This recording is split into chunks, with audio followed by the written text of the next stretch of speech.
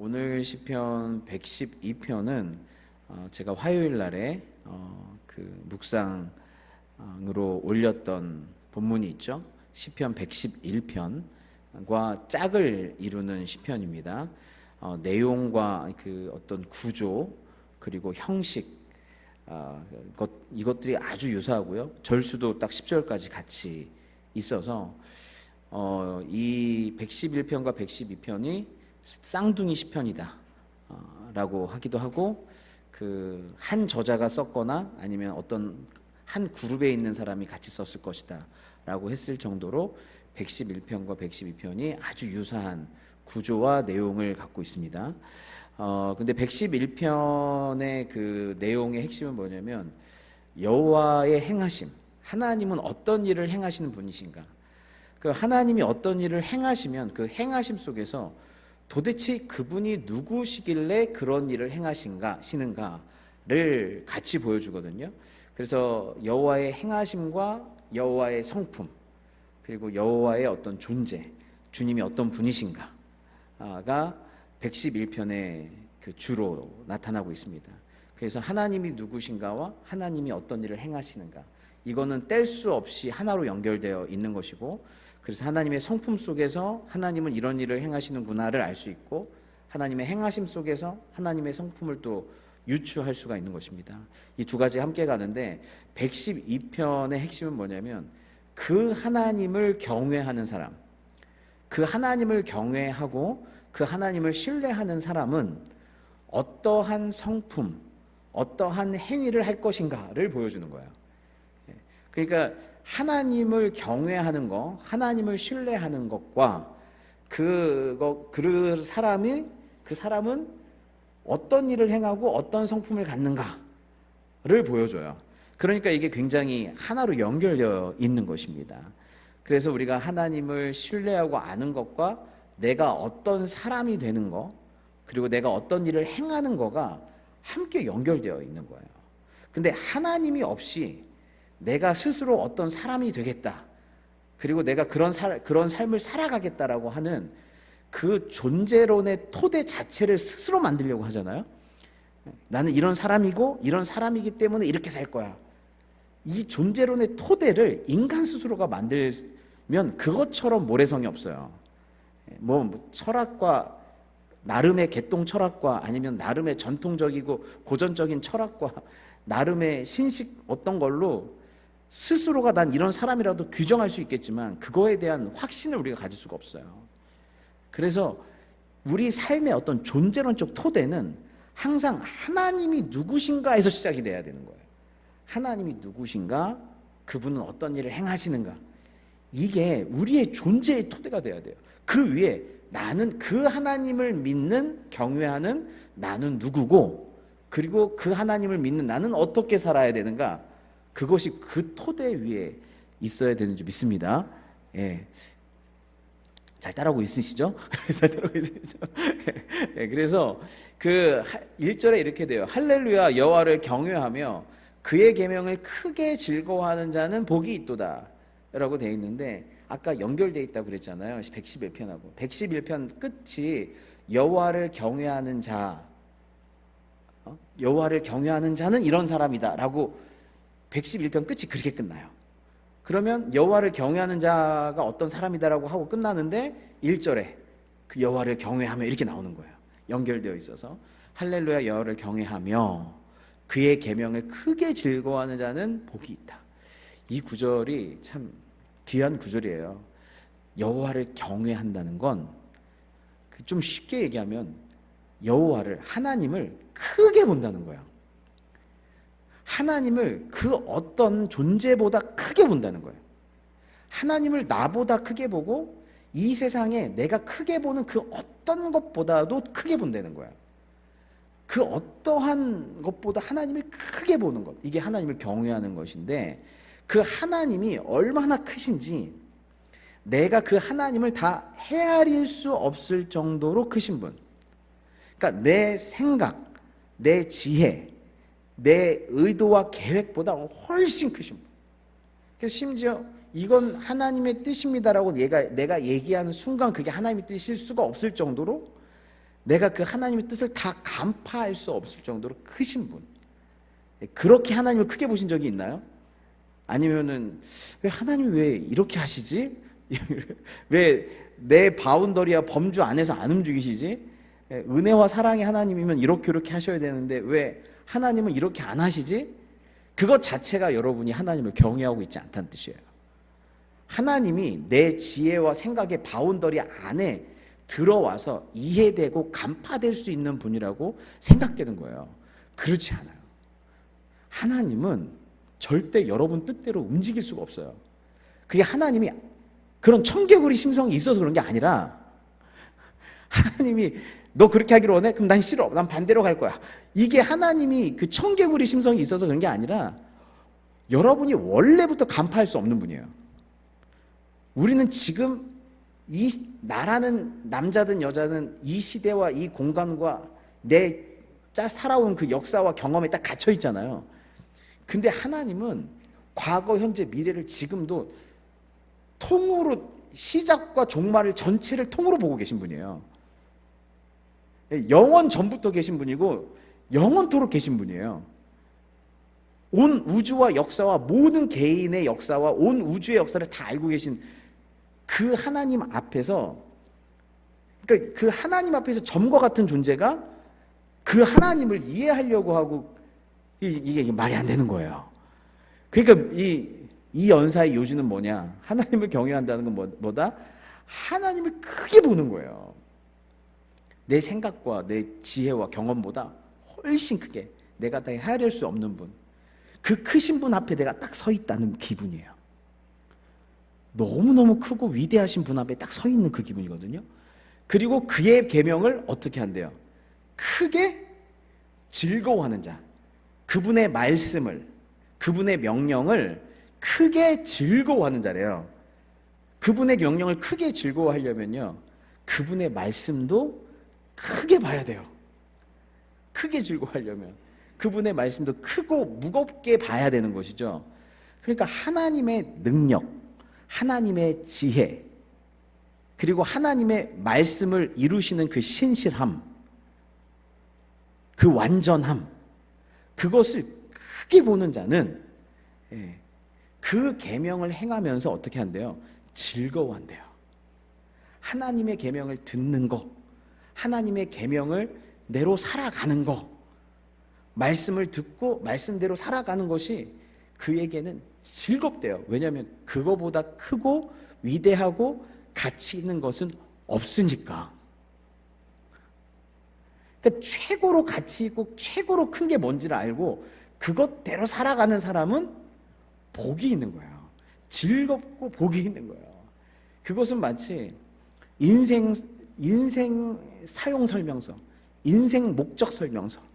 그러니까 우리가 왜 여기에 있고, 왜 태어났고, 나는 누구고, 그리고 어떻게 살아가야 할지, 목적과 방법.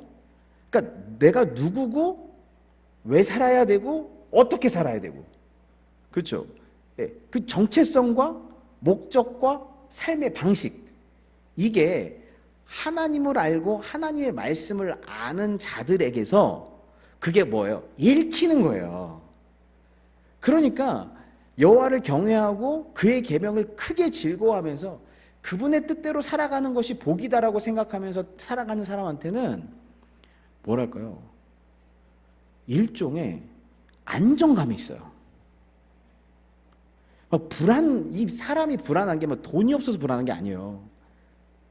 사람이 불안한 게요, 뭐 다른 게 없어서 그런 게 아니라 내가 누군지 모르고 삶의 목적이 뭔지 모르고 그리고 어떻게 살아야 되는지를 모를 때 그게 엄청 불안한 거예요.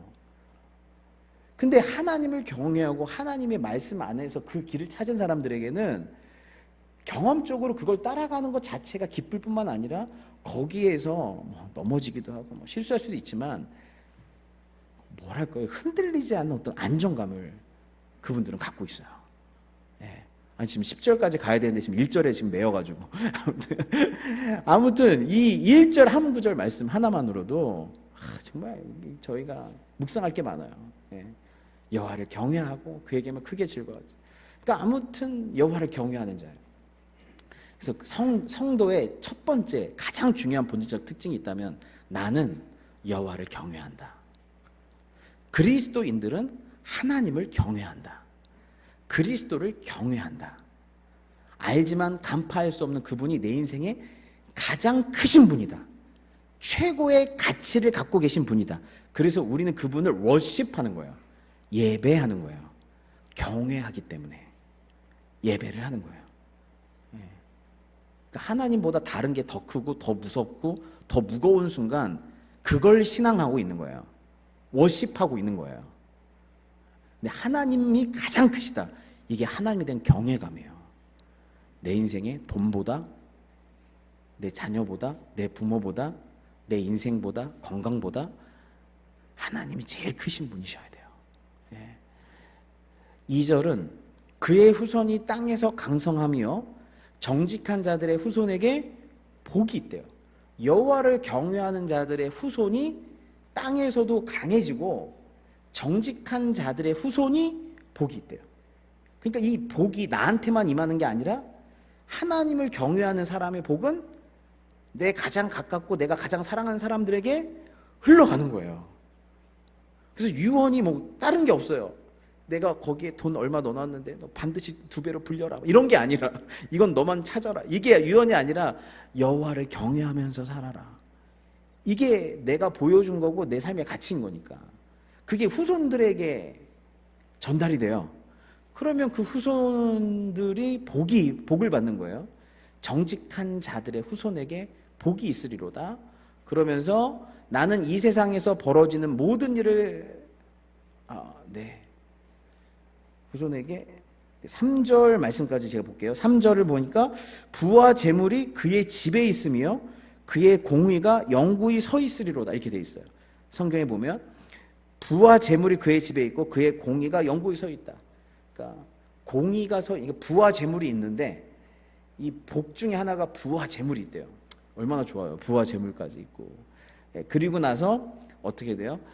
그의 공의가 서 있다. 이게 뭐냐면 부와 재물을 탈취해서 얻은 게 아니라 공의롭게 의롭게 살았는데 정직하게 살았는데 부가 따라왔다 이 말씀이에요. 그러니까 여기서 나오는 모든 축복은 중요한 게 내가 어떤 사람이 되느냐가 중요한데 내가 정직한 자가 되면 후손이 땅에서 강성하고 후손이 잘 되고 또 내가 공의로운 사람이 되면 부와 재물이 따라오고 이게 2절 3절 말씀이에요. 그 좋은 것들이 따라온다 이거죠. 그러니까 중요한 거는 뭐냐면 내가 정직하고 의로운 사람, 공의로운 사람이 되면 그 복이 따라온다는 거예요. 그럼 여러분께서 이제 손을 들게 되죠. 목사님, 정직하게 살았는데 손해 봤습니다. 목사님, 의롭게 살았는데요. 의롭게 살았는데 뒤통수 맞았어요. 정직하고 의롭게 살았다가 제가 바보 소리 듣고 살고 있어요. 목사님, 저만 다 그렇게 안 살았는데요. 다 안 걸리고 배 불려서 잘 살고 있어요. 정직한 저만 지금 손해보면서 살고 있습니다. 빚 갚으면서. 이 말씀이 어떻게 된 겁니까? 이렇게 물어볼 수가 있어요. 여러분, 원래는요, 하나님이 만드신 세상과 질서는 정직하면 후손이 복을 받고 의로우면 부와 재물이 따라오고 이게 뭐예요? 이게 원래 하나님 만드신 질서예요. 그런데 죄라는 건 뭐예요? 죄라는 거는 이걸 뒤집는 게 죄예요. 하나님의 질서를 뒤집는 거. 하나님의 질서가 뒤집히는 거. 이게 죄거든요. 그래서 그런 영리현상, 역전현상이 나오는 그래서 정직하게 행했는데 손해를 보고 의롭게 행했는데 뒤통수를 맞고 자손들 대대로 가난하고 자자손손 독립운동했던 사람들은 지금까지 자녀들이 가난하고 독립운동했던 사람들은 지금까지 배가 부르고 이런 걸 보면서 2절 3절 말씀이 안 맞죠. 왜 그래요? 죄로 인해서 세상이 역정됐기 때문에 그래요. 전도서 말씀에 보면 8장 8절에 나는 이 세상에서 벌어지는 모든 일을 살펴보다가 세 번역이에요. 이 세상에는 권력 쥔 사람이 따로 있고 그들에게 고통받는 사람이 따로 있음을 알았다. 나는 악한 사람들이 죽어서 무덤에 묻히는 것을 보았다. 그런데 사람들은 장지에서 돌아오는 길에 그 악한 사람을 칭찬한다. 그것도 다른 곳이 아닌 바로 그 악한 사람들이 평소에 악한 일을 하던 바로 그 성읍에서 사람들은 그들을 칭찬한다. 이런 것을 보고 듣노라면 허탈할 마음 가눌 수 없다. 이 세상에서 헛된 일이 벌어지고 있다. 악한 사람이 받아야 할 벌을 의인이 받는가 하면 의인이 받아야 할 보상을 악인이 받는다. 이것을 보고 나 어찌 헛되다고 말하지 않을 수 있겠는가? 여러분, 의인이 복을 받아야 되잖아요. 근데 악인이 악한 일을 해놓고 복을 받는 것처럼 보이는 거예요. 여기 보시면 악한 사람들이 죽어서 무덤에 묻혔대요. 그러면 그 사람들이 장지에서 돌아올 때는 욕을 먹어야 되잖아요. 그런데 장지에서 돌아오는 길에 그 악한 사람들이 칭찬한대요. 그것도 다른 곳이 아닌 바로 그 악한 사람들이 평소에 악한 일을 하던 바로 그 성읍에서 사람들은 그를 칭찬한대. 그게 뭐냐면 악한 일을 해놓고도 끝까지 발각이 안 됐든지, 악한 일을 해놓고도 너무너무 가스라이팅이 심해서 그걸 당하는 사람이 자기가 악한 일을 당한 일을 진실을 끝까지 몰랐든지. 그러니까 이거를 밖에서 보고 있더니 분통이 터지는 거예요. 그래서 악한 사람이 받아야 될 벌을 의인이 받는가 하면 의인이 받아야 할 보상을 악인이 받는다라는 것입니다.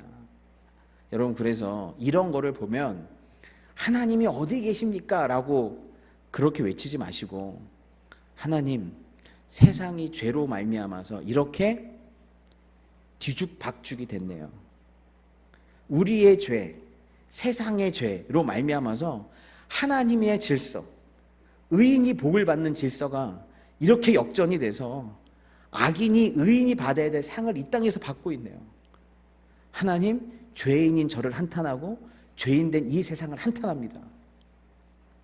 어찌할꼬? 라고 하면서 하나님의 긍휼을 구해야 될 줄 믿습니다. 세상이 역전된 거예요. 세상이 역전된 거예요. 하지만 우리의 소망은 뭐예요? 하나님께서 반드시 역전된 세상을 다시 회복시킬 것이고, 악인이 반드시 벌을 받게 하시고 의인이 반드시 복을 받게 하시는, 그래서 하나님을 경외하고 의롭고 정직한 사람들이 계속적으로 복을 누리는 그 나라, 그 세상을 하나님이 회복해 나가고 계시고 또 완전히 회복할 것이라고 하는, 그것이 우리의 소망인 줄 믿습니다. 소망이에요. 4절이에요. 이것도 기가 막힌 말씀이에요. 정직한 자들에게는 흑암 중에 빛이 일어나나니 그는 자비롭고 긍휼이 많으며 의로운 이로다. 정직한 자들도 이 땅에서 흑암을 만난대요. 정직하고 의롭고 이렇게 여호와를 경외하는 사람들도 이 땅에서 흑암을 만나요. 고난을 만나고 어둠을 경험하는 거예요. 깜깜한 어둠이에요. 근데 흑암 중에 뭐가 일어난대요? 빛이 일어난대요. 그 빛이 일어나서 흑암에 함몰된 사람이 아니라 빛의 사람으로 일어난대요. 그래서 그는 자비롭고 긍휼이 많으며 의로운 이로다. 자비롭고 긍휼이 많고 의로운 이로써 일어난대요. 흑암이라고 하는 건 뭘 경험하는 거예요? 무자비함, 긍휼 없음, 불의함을 경험하는 거거든요. 그럼 우리가 흑암 속에 있다 보면 어떻게 돼요? 우리도 흑암의 사람이 돼요.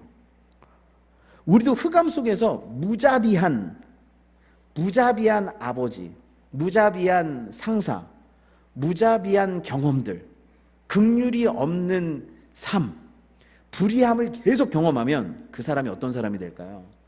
그 사람도 무자비한 사람, 더 무자비한 사람, 더 긍휼이 없는 사람, 나중에 더 불의한 사람이 될 거예요. 흑암은 흑암을 낳기 때문에. 그런데 흑암 중에 여호와를 경외하는 사람이 흑암 가운데에서 무자비하고 긍휼이 없고 불의함을 경험하면서 너도 그러한 존재가 되라고 흑암이 나를 강요하고 있는데 뭐가 일어난대요?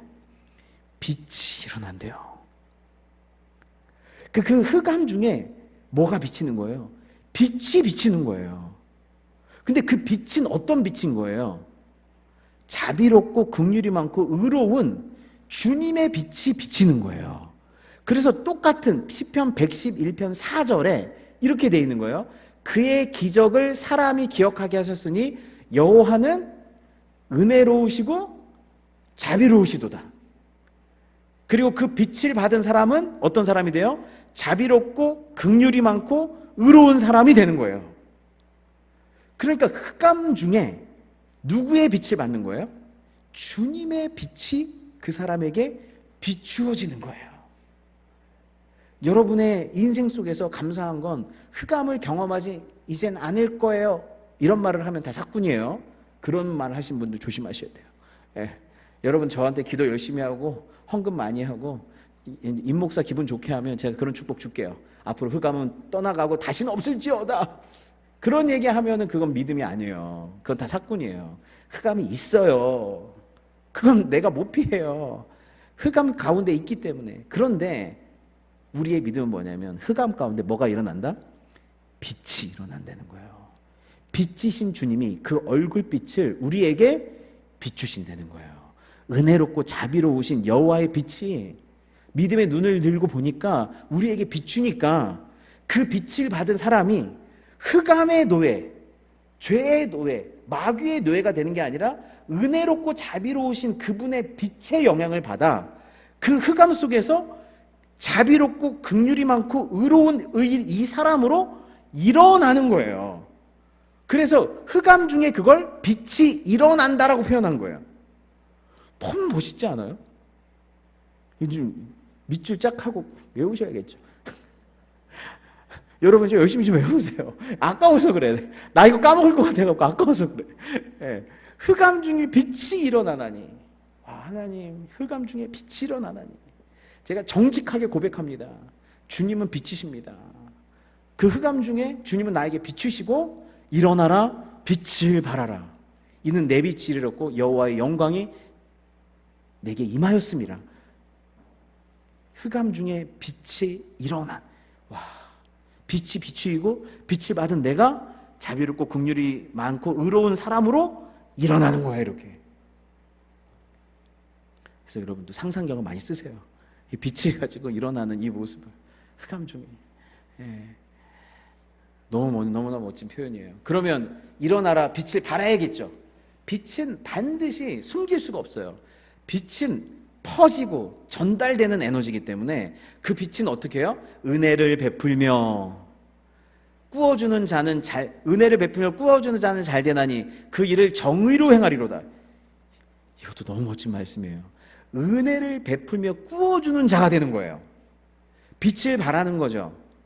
근데 그 은혜를 받았기 때문에 그 속에서 은혜를 베푸는 자, 나한테 상처를 주는 사람도 있고 고통을 주는 사람도 있고 억울함을 주는 사람도 있지만 나에게 은혜 베푸신 그분의 은혜를 받아 나는 은혜를 토해내겠다는 거예요.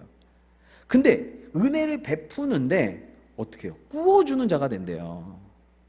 여러분, 흑암 중에 있는 사람은요, 내 코가 석자예요. 그냥 내 문제, 내 결핍, 내 문제 해결, 내 고통밖에 안 보여요. 근데 흑암 중에 있는 자가 나보다 더 크게 흑암 중에 있는, 더 가난한, 더 고통 중에 있는, 더 궁핍한 누군가를 보고 그에게 꾸어준대요. 그를 생각한대요. 내 고난에 매여있지 않은 상태예요. 내 고난, 고통에 매여있지 않고 나보다 더 고통당하는 자들을 바라보고 있는 거예요. 그래서 은혜를 베푸는 자가 되는 거예요.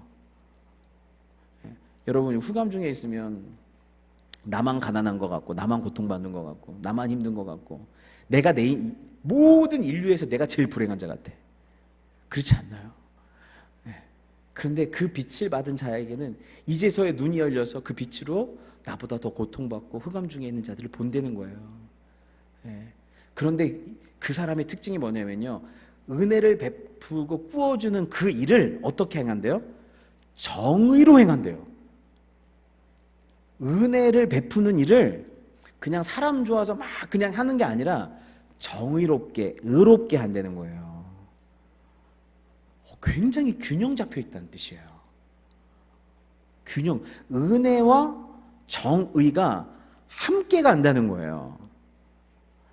우리가 자칫 너무 은혜로울 때는 정의를 놓칠 때가 있어요.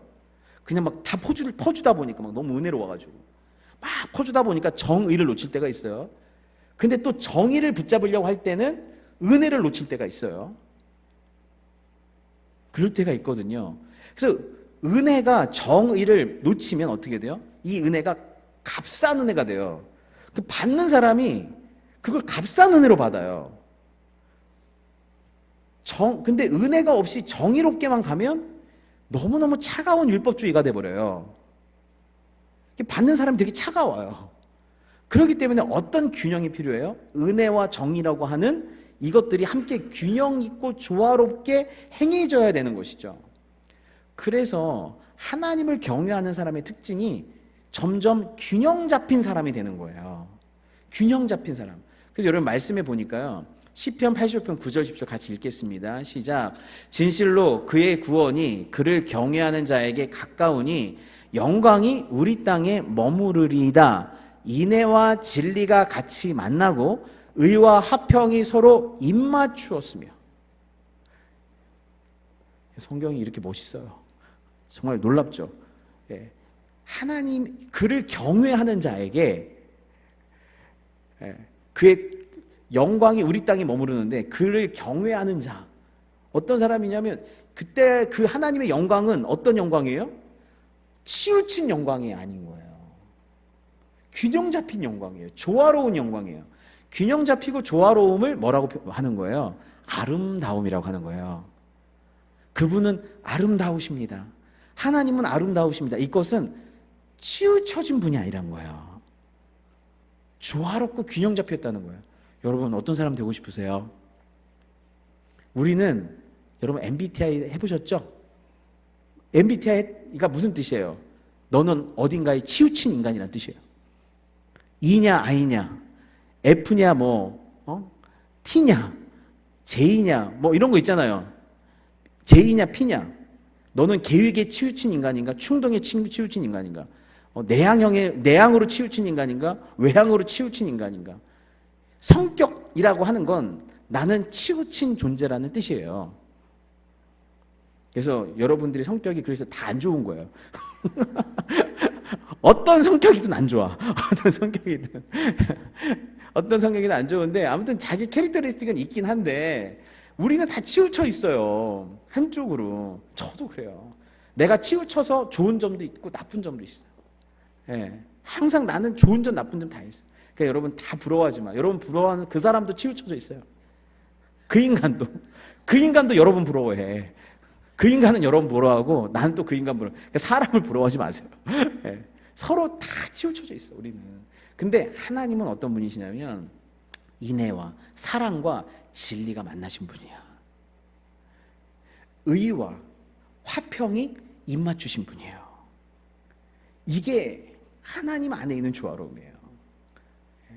조화로움이에요.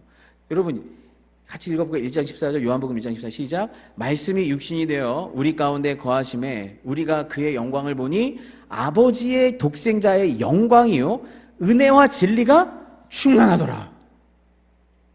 예수님을 보니까 아버지의 영광, 독생자의 영광이 보인대요. 근데 그 영광이 뭐예요? 아름다운 영광이에요. 근데 그 충만한 아름다운 영광이 은혜와 진리가 함께 있는, 은혜만 있고 진리가 빠진 게 아니라, 진리만 있고 은혜가 빠진 게 아니라 이 두 가지가 함께 있는, 은혜와 진리가 충만하신 분이에요. 미가서 6장 8절 같이 읽겠습니다. 시작. 사람아, 주께서 선한 것이 무엇임을 내게 보이셨나니 여호와께서 내게 구하시는 것은 오직 정의를 행하며 인자를 사랑하며 겸손하게 내 하나님과 함께 행하는 것이 아니냐. 하나님 우리에게 구하시는 것, 하나님처럼 내가 거룩하니, 내가 영광스러우니, 내가 아름다우니 너도 아름다워라 라고 하는 정의를 행하고 인자를 사랑하는 사랑과 정의. 그리고 이것이 제 안에 없으니 주님 항상 부어주세요 라고 하는 겸손 속에서 그 사랑과 정의의 근원이신 하나님과 동행해 가는 거예요. 내가 구하는 거 막 큰 거 아니다, 큰 거 아니라고 얘기하시는 거예요. 우리가 균형 잡힌 사람이 되는 거예요. 여호와를 경외한다고 하는 것이. 여러분은 어떤 면에서 균형을 잃으셨나요? 어떤 건 좀 잘하고 있는 것 같은데 어떤 건 좀 약하신가요? 그쪽으로 치우치시면 돼요. 내가 약한 그쪽으로. 그리고 인정하시면 돼요. 그렇게 얘기가 나오고 있습니다. 그러면서 6절에 여호와를 또 경외하는 사람의 특징이 6절에 또 나오는데 그는 영원히 흔들리지 아니하며 의인은 영원히 기억되리로다. 흔들리지 않는데요. 견고한 사람이 된대요. 그러면서 7절에 그는 흉한 소문을 두려워하지 아니하며 여호와를 의뢰하고 그의 마음을 굳게 정하였도다. 여기에서 흉한 소문이라고 하는 것은 단순한 풍문이 아니라 재난이나 손실, 위협처럼 삶은 흔들 수 있는 불길한 소식 전반을 가리킵니다. 그래서 의인의 삶에 불안 요소가 없다는 뜻이 아니라 그러한 소식 앞에서도 그 두려움에 지배되지 않는다는 의미예요. 그래서 여호와를 경외하는 사람, 정직하고 공의로운 사람, 흑암 중에 빛을 발하는 사람, 이 사람의 또 한 가지 특징 중에 하나는 견고한, 흔들리지 않는 사람. 근데 어디에 흔들리지 않는다? 흉한 소문에. 누가 나에 대해서 하는 어떤 흉한 소문에 흔들리지 않고 내 삶에서 일어나는 이런 일이 벌어질지도 모르는, 그리고 실제로 그런 일이 벌어지는 소문, 실제로 그런 일이 나타났을 수도 있어요. 그런데 그 이야기에 흔들리지 않는데요. 왜냐하면 여호와를 의뢰하고 그의 마음을 굳게 정했대요. 주님을 믿기로, 주님을 의지하기로, 주님께 모든 걸 맡기기로. 나에게서 일어나는 흉한 소문보다 내 자녀에게서, 내 사랑하는 사람에게서, 내 부모님에게서 나타나는. 그래서 가끔 저도 한국에서 전화 오면 동생이 전화 안 하다가 갑자기 전화 오고 이러면 어머니가 아픈가? 혹시 흉한 소문 아닌가? 좋은 일로 보통 전화 잘 안 하잖아요, 서로. 근데 그게 불안할 때가 있어요. 그런데 뭐예요? 그러려면 이 흉한 소문에 흔들리지 않으려면 여러분 어떻게 하셔야 돼요? 그분께 마음을 굳게 정해야 돼요. 주님을 믿기로, 주님께 의지하기로, 주님께 내 자녀와 내 삶과 내 가정과 내 교회를 맡기기로 마음을 굳게 정하시기 바랍니다. 여호와를 경외하는 사람들은 그렇게 마음을 굳게 정한 사람이래요. 그래서 흔들리지 않는데요. 견고하대요. 그런데 8절에 그의 마음이 견고하여 두려워하지 아니할 것이라 그의 대적들이 받는 보응을 마침내 보리로다. 그 대적들이 어떤 행동을 하더라도 결국 걔네들은 망할 거다 라고 하는 믿음 속에서 버티는 사람이기 때문에 그의 마음이 견고하여 두려워하지 않는데요. 대적에 대해서 끄떡도 하지 않겠다. 그리고 그의 결론을 보게 될 거다 라고 얘기하고 있습니다. 이 사람들이 뭐에 견고해요? 지금 흉한 소문과 대적들에게 있어서 견고해요. 그런데 9절 말씀에 그가 재물을 흩어 빈궁한 자들에게 주었으니 그의 의가 영구하고 그의 뿔이 영광 중에 들리리로다. 여러분, 대적과 흉흉한 소문에서는 견고한, 단단한 이 사람이 누구에게는 지금 부드러운 거예요? 빈궁한 사람들에게는 부드러운 거예요. 그들에게는 견고하지 않아요. 그들에게는 부드러운 거예요. 이 빈궁함은 경제적 빈궁함일 수도 있고, 몸이 아파서 건강이 없는 빈궁함일 수도 있고, 하나님을 모르는, 하나님을 아는 지식이 없고 신앙이 없는 빈궁함일 수도 있겠어요. 그런데 그 빈궁한 사람을 보면 귀를 기울이고, 어디가 빈궁한지 쳐다보고 귀를 기울이고 그 빈궁함을 내가 어떻게 채워줘야 되지? 라고 생각하면서 그들에게는 그걸 채워주는, 대적들은 어떤 말을 해도 끄떡도 안 하고 들으려고도 안 하고 흉한 소문에 흔들리지도 않지만 빈궁한 자들의 외침과 속삭임에는 귀를 기울이는 거예요. 그리고 그들이 울 때 같이 울어주고 그들의 필요를 함께 어떻게 하면 채워줄까 하는 부드럽고 연한 마음을 갖는 거예요. 여러분, 여기에서 우리가 알 수 있는 건 뭐냐면요, 견고함이라고 하는 건 완고함이 아니라는 거예요. 견고함이란 건 완고함이 아니라는 거예요. 그리고 어떤 거에 단단하다는 건 어떤 거에 부드럽다는 뜻이에요. 어떤 거에 부드럽다는 건 어떤 거에 단단하다는 뜻이에요. 네, 이렇게 그런 뜻이죠. 그래서 여러분들이 자유로움에 부드러운 사람이 있어요.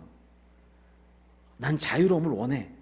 자유로움에 부드러운 사람은 억압하거나 제재하거나 규율이 엄격한 그곳을 보면 거기에는 단단한 마음을 가져요. 그렇겠죠. 왜냐하면 자유로움에 부드러움을 갖고 있기 때문에. 어떤 예를 들면 좋을까요? 나는 성실한 사람이 좋다. 성실한 사람을 보면 마음이 그냥 부드러워져요. 근데 그 사람은 어떤 사람을 보면 마음이 딱딱해질까요? 불성실한 사람을 보면 마음이 딱딱해지겠죠. 그러니까 내가 뭘 좋아한다는 건 그 좋아하는 것이 뭐 취향이 아니라 내가 어떤 가치를 좋아한다는 건 그 반대의 가치에 딱딱한 마음을 갖고 있다는 뜻이에요. 무슨 얘기인지 아시겠죠? 뭔가에 단단한. 그래서 이게 자기 이익이나 돈에 부드러운 사람은 자기 손해에 딱딱한 마음을 갖죠. 아니, 손해 볼 수도 있지, 이렇게 안 되죠. 손해 보면은 이제 끙 열리는 거예요. 왜냐하면 손해에 딱딱한 마음을 갖고 있고 내 자기 이익에 부드러운 마음을 갖고 있기 때문에 그렇습니다.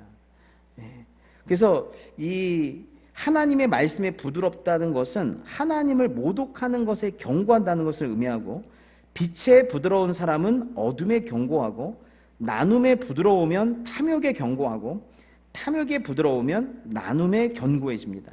하나님의 뜻에 부드러워지면 내 고집에 견고해지고, 내 고집에 견고하면 하나님의 뜻에 부드럽게 되는 것이죠. 따라오고 계신 거죠. 그러니까 우리가 견고하다는 것 안에 나는 무엇에 부드러운 사람이 되고 무엇에 단단한 사람이 될 것인가를 보셔야 되는데, 여기 시편 기자는 하나님을 경외하는 것, 정직한 것, 의로운 것, 빛을 발하는 것, 긍휼을 행하는 것, 가난한 자들에게 베푸는 것, 이거에는 한없이 부드러운 마음을 갖지만 흉한 소문이나 대적의 공격에 있어서는, 그리고 하나님을 경외하지 않는 것에 있어서는 단단함을 갖는 사람이 되는 거예요. 단단함을 갖는 사람이 되는 거예요. 그래서 하나님은 항상 사랑과 공의가 항상 함께 갈 수밖에 없는 분이신 거죠. 마지막 10절 보고 기도하겠습니다. 악인은 이를 보고 한탄하여, 뭘 보고 한탄하는 거예요? 의인이 잘 되는 거. 의인이 고난 중에도 빛을 발하고 고난 중에도 나눔의 삶을 살다가 하나님이 그의 뿔을 영광 중에 들리시는 거예요. 그의 권세와 이름을 영광 중에 들리는 걸 보고 악인이 뭐예요? 그걸 보고 감탄하고 경배하고 기뻐하고 축복하는 게 아니라, 악인은 이를 보고, 의인이 잘 되는 걸 보고 한탄하여 이를 갈면서 소멸된대요. 그리고 악인들의 욕망은 사라지게 될 것이래. 악인들의 욕망은 사라지게 될 것이다 라고 얘기하고 있어요. 그래서 하나님은 우리로 하여금 아까 얘기했던 어떤 사람에게 복이 임하느냐 봤더니, 다시 다 기억나죠? 오늘 다 기억나죠? 까먹을 줄 알았어. 나도 같이 까먹어가지고 1절부터 보면 하나님을 경외하는 사람, 정직하고 의로운 사람, 흑암 중에 빛을 발하는 사람. 근데 흑암 중에 일어나는 사람이에요. 그리고 빛을 발하는데 그 빛이 은혜와 정의, 균형 잡힌 빛을 발하는 사람, 그리고 흉한 소문이나 대적에 있어서 견고한 사람. 하지만 이 빈궁한 자들에게는 부드러운 마음을 품고 베푸는 그런 사람들에게 뭐가 따르는 거예요? 복이 임하는 거예요. 그런데 이 성경에서 하고 싶은 말은 그런 사람이 되면 복이 임한다가 아니라 그런 사람이 되는 것 자체가 복이란 뜻이에요. 그런 사람이 되는 것 자체가 이미 어마어마한 복을 받은 거다라는 뜻이에요. 여러분이 그런 존재가 되는 것 자체가. 그러면 이 복이 이 역전된 세상에서 얼마만큼 눈에 보이게 올지 안 올지 모르겠지만 여러분이 그런 사람들 자체가 되는 거가 복인 줄 믿습니다. 그래서 우리가 복된 사람이 되어서 하나님께 영광이 되기를 바랍니다. 같이 기도하겠습니다.